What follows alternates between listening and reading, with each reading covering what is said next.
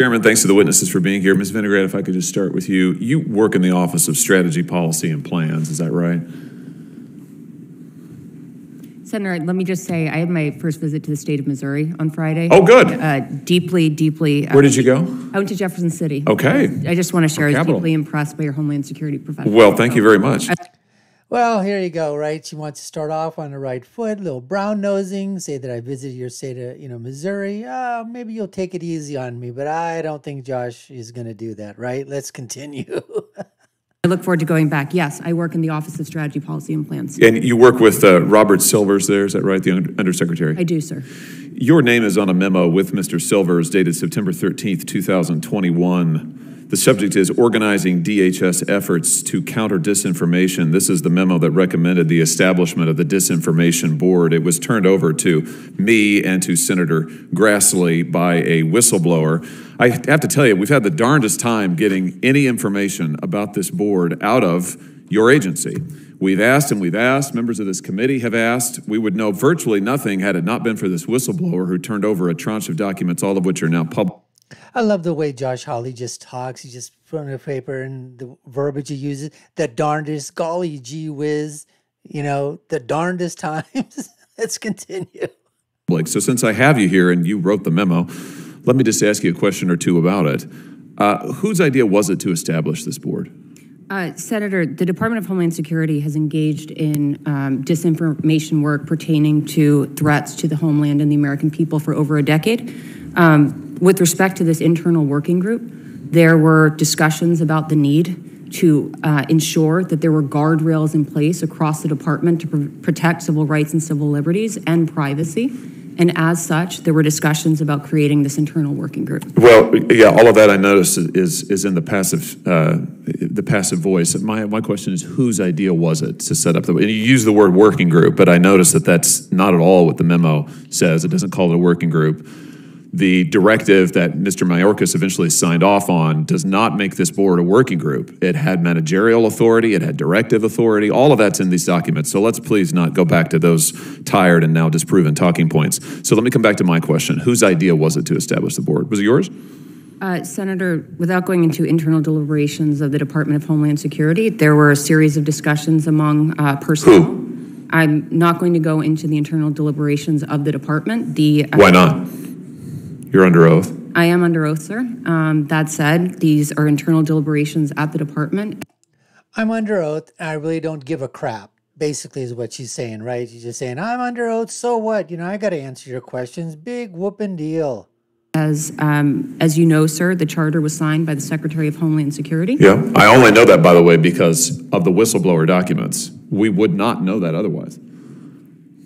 Senator, the charter was signed by the Secretary of Homeland Security. The charter included, the working group included representation. Does the charter call it a working group, since you bring up the charter? This was a working group, sir. Does the charter call it a working group? I don't recall the charter. No, the answer is it does not. So was it your idea to establish the board? As I testified, Senator, under oath, the establishment of the working group was a decision taken. She's not going to answer the question directly, so probably she had a huge part in forming this, or along with that idiot Mayorkas. In a conversation that was had among multiple individuals at the Department of Homeland. So you're not going to answer my question. Ms. Jankowicz, Nina Jankowicz, she was appointed to run this disinformation board. How was she chosen? Ms. Jankowicz was chosen consistent with practices for the hiring and vetting of political appointees. Walk me through that process. Who was involved? I don't know the full scope of that process. You weren't involved in it? I was involved in one piece of that process. What was the piece that you were involved in? I spoke with Ms. Jankowicz. At what point? As part of the standard process for political appointees, I spoke with Ms. Jankowicz. What time frame would this have been? This would have been, sir, I don't want to give you an incorrect answer. It's okay, give me just a frame. Early 2021. Okay, February. January? I don't recall the exact date, sir. I can get back to you on that. Okay. January, February time period, perhaps. That would be early 2021. The Secretary signed the charter, I believe, in February of 2021.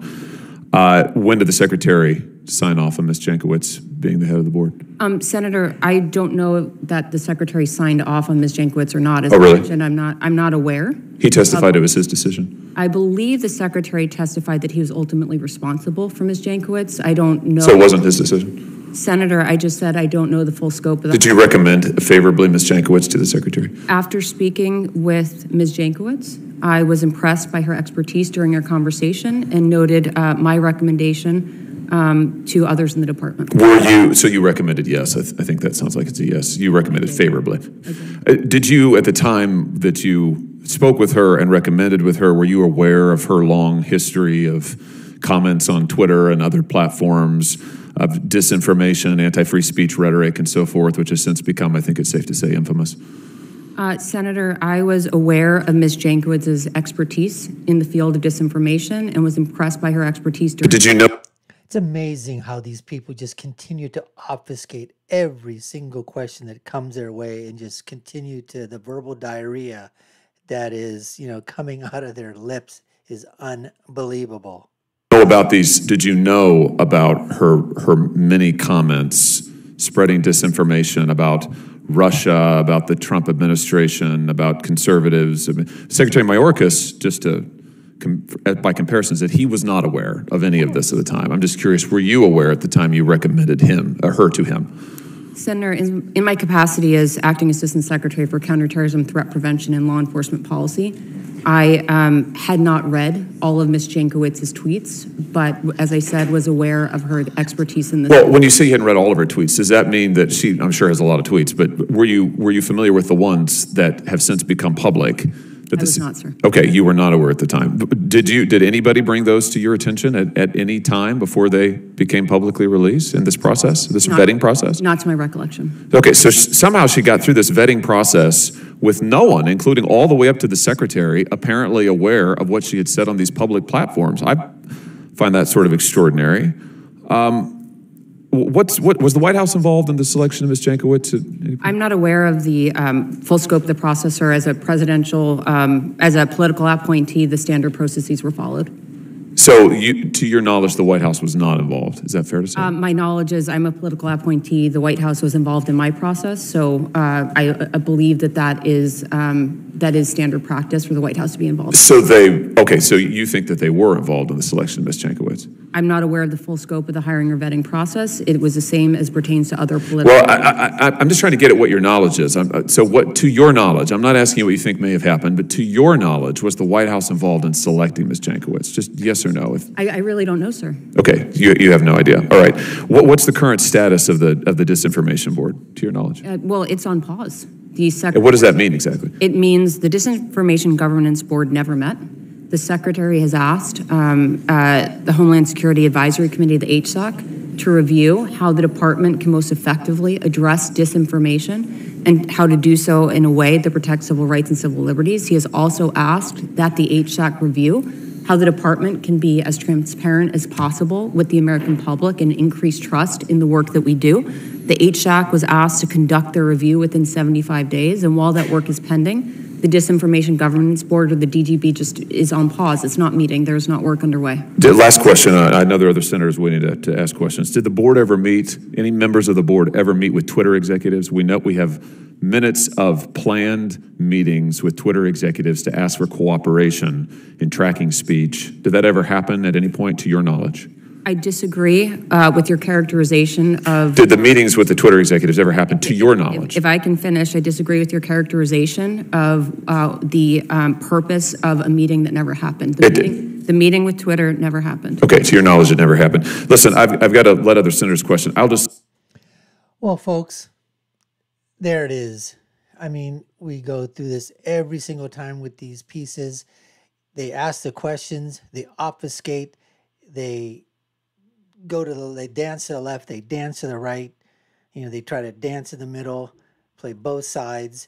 You know how it is. If they feel they don't want to answer the question, they simply don't. They come in there with their smug attitudes. Like you said, if it hadn't been for the whistleblowers, they wouldn't even have known that there was going to be a disinformation board that was being formed. And who did they get to be in charge? Remember that idiot lady that came out that Senator Hawley was talking about with all her tweets of disinformation to begin with? That's who they're going to put. That's how this administration does things, folks. I mean, it is just, everything is just so back-asswards. It's unbelievable. Anyways, we hope you enjoyed this clip here. And you've been watching the Dr. Nasir Shaikh Show. I was your guest host today. My name is Dr. Shaikh. And if you haven't already done so, we hope you go ahead and hit that subscribe button. Take a look at our other videos. Go ahead and notification bell as well. Smack that notification bell. Like and share this video. You know what happens when you do that. It helps all of us get our information out there to all of you. Well, folks, I'll leave you with my final thoughts. And that's when you're right, you're right. And when you're left, you're wrong. We'll see you again next time, folks. Take care and stay safe.